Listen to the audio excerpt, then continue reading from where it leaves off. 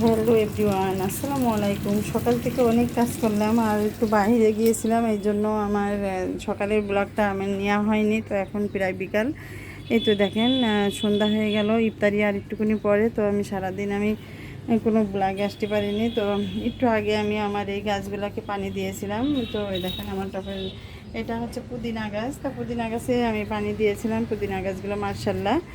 তো তারপরে আমি একে একে রান্নাও হয়ে গেছে আমার সব।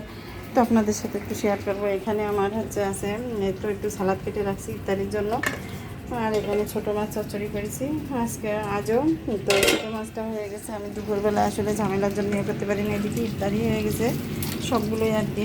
ইফতারি যে বেগুনে পেঁয়াজু আছে চুলার পরে অলরেডি হয়ে গেছে আমার। এইটা হলে অলমোস্ট হয়ে যাবে আমি আলহামদুলিল্লাহ।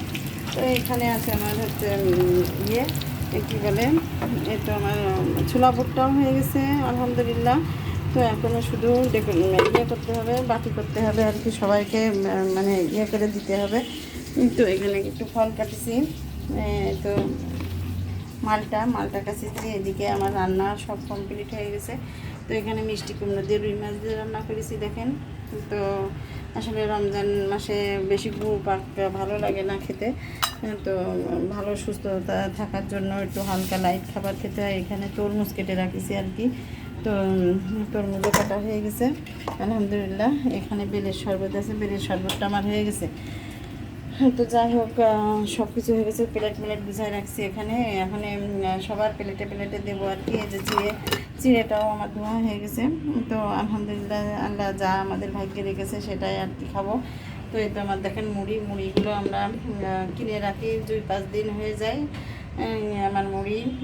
তো কিনে রাখছি, যে কদিন হয় পুরাই গেলে আবারও আমি কিনবো। তো আমার সাথে থাকবেন।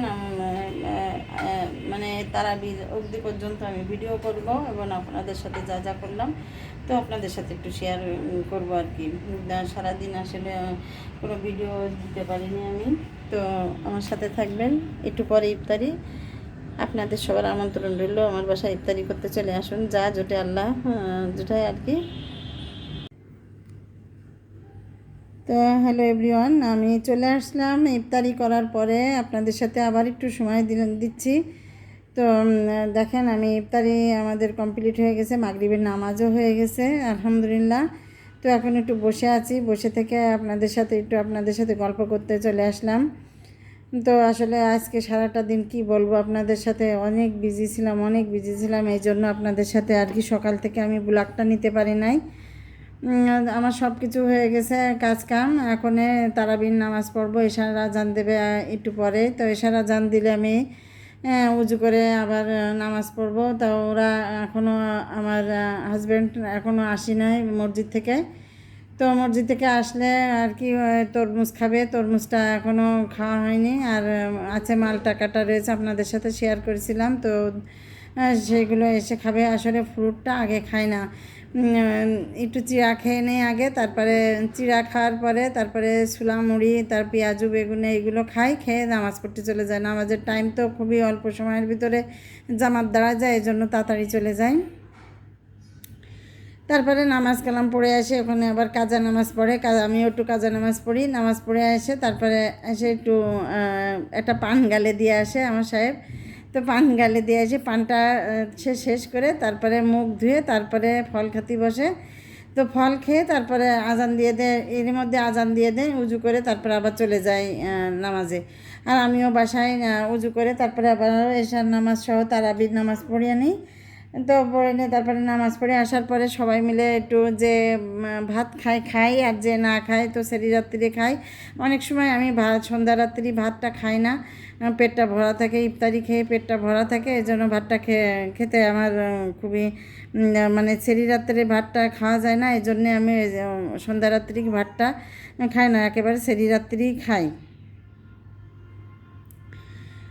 তো হচ্ছে ওরা নামাজ পড়ে আসার পরে, তারাবির নামাজ পড়ে আসার পরে ওদেরকে ভাত দেবো। আর সেরি রাত্রি শুধুমাত্র আমার সাহেব হচ্ছে দুধ দিয়ে ভাত খায়, আর কলা আর থাকে সাথে খেজুরের গুড়, এই দিয়ে খায়। আর আমি একটু তরকারি দিয়ে খাই। আমাদের বাসার অন্য সব সদস্যরা সব তরকারি দিয়ে খায়। বাবা দুধের যে এত দাম, গরুর দুধের দাম 80 টাকা করে কেজি কিনতেছি।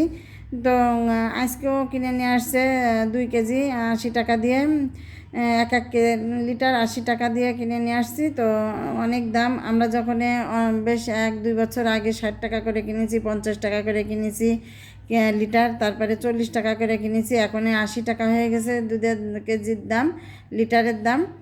তো যাই হোক, কী করতে হবে, রমজান মাসে যারা দুধ দিয়ে ভাত খায় তো তাদের তো গরুর দুধ কিনতে হবে। তো 80 টাকা করে কিনি। আর খাদ্যদ্রব্যের মূল্য যে এত পরিমাণে বাড়েছে, এই যে রোজার একদিন আগেও আলু পেঁয়াজ 5 কেজি আলু 100 টাকা করে দিত, ঠিক আছে, আর এখন 5 কেজি এখন হচ্ছে 2.5 কেজি 100 টাকা বলতেছে, আর পেঁয়াজও এরকম 2 কেজি 1.5 কেজি 100 টাকা বলতেছে। এত দাম বেড়ে গেছে। তো আসলে রমজান মাসে খুবই দাম।